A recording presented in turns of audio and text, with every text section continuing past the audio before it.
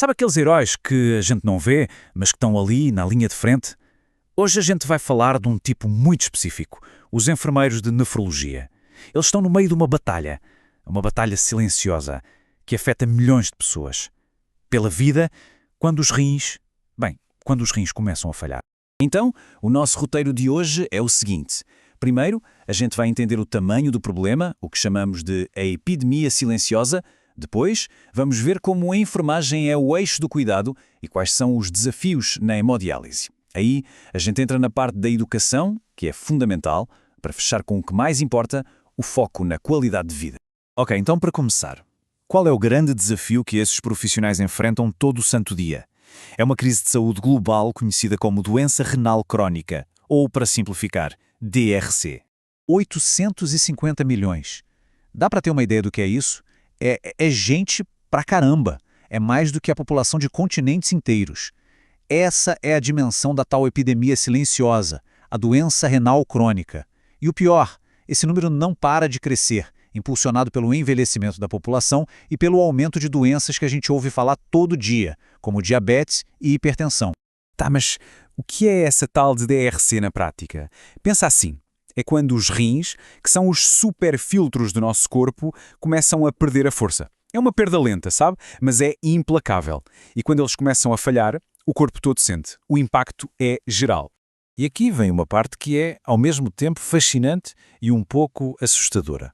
As principais causas da DRC são doenças supercomuns, que muita gente tem, diabetes e pressão alta. O que isso quer dizer?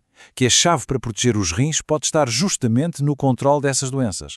Ou seja, a detecção precoce é uma arma poderosíssima nessa luta.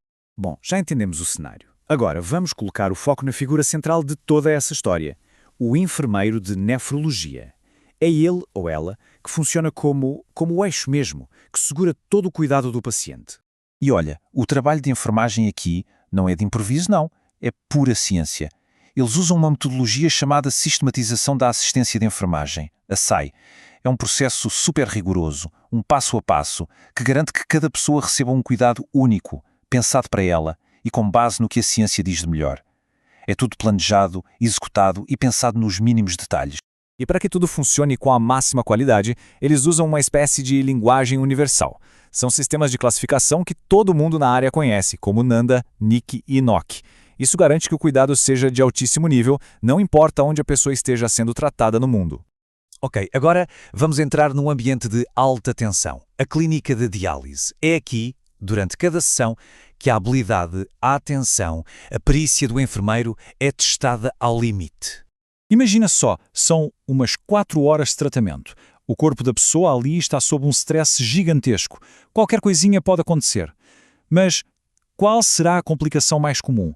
Aquela que acontece com mais frequência? A resposta é a hipotensão intradialítica. Basicamente, é uma queda brusca da pressão arterial. E isso pode transformar uma sessão de rotina numa emergência médica em questão de segundos. E por que isso acontece? Geralmente é porque o líquido é retirado do corpo de forma muito rápida ou em excesso. Pensa na sensação, tontura, enjoo, queimbra, tudo junto. Pois é, esses são os sinais de alerta. E os enfermeiros são treinados para pegar esses sinais no ar e agir em segundos. A atenção constante deles é a principal linha de defesa de quem está ali. Mas a hipotensão é só a ponta do iceberg, viu? Tem cãibra, enjoo, vômito. A lista de coisas que podem acontecer é enorme. E quem está ali gerenciando tudo isso é o profissional de enfermagem. Precisa ter um conhecimento profundo e uma agilidade incrível. Mas o trabalho deles não é só apagar incêndios, não. O papel do enfermeiro vai muito além. Eles são verdadeiros educadores. A missão deles é passar o conhecimento, o poder para a mão de quem mais precisa, o paciente. A alimentação, por exemplo, é um pilar do tratamento. E olha que curioso, sabe porquê a toranja ou grapefruit é proibida? Porque ela tem umas substâncias que bagunçam a absorção de alguns remédios, como os imunossupressores. O remédio pode ficar em nível tóxico no sangue. É esse tipo de detalhe, esse conhecimento, que literalmente salva vidas.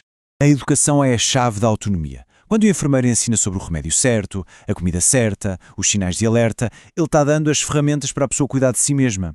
Ela deixa de ser só alguém que recebe o tratamento e vira um parceiro ativo na própria saúde. E o resultado disso tudo é inegável. Educação em saúde não é um bónus, um agrado, não. É uma intervenção clínica poderosíssima. É o que de facto ajuda a manter as pessoas mais saudáveis e principalmente longe dos hospitais. E isso nos leva ao grande objetivo de todo esse trabalho.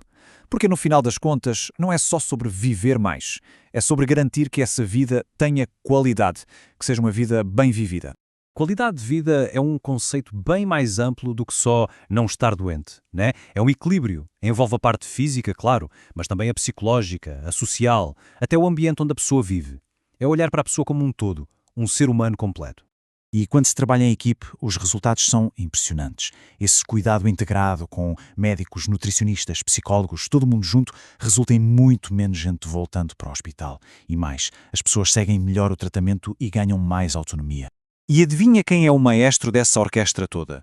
O enfermeiro.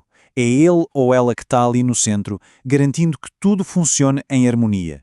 Que o plano de cuidados faça sentido e, o mais importante de tudo, que seja focado no que a pessoa que está sendo cuidada precisa e deseja. No fim, o trabalho incrível desses profissionais mostra uma coisa. Cuidar de alguém em saúde não é um ato isolado. É uma parceria, uma relação de apoio contínuo. E isso deixa a gente com uma pergunta para pensar. Se o cuidado é uma relação e não só uma tarefa, como é que isso muda o jeito que a gente enxerga a saúde como um todo?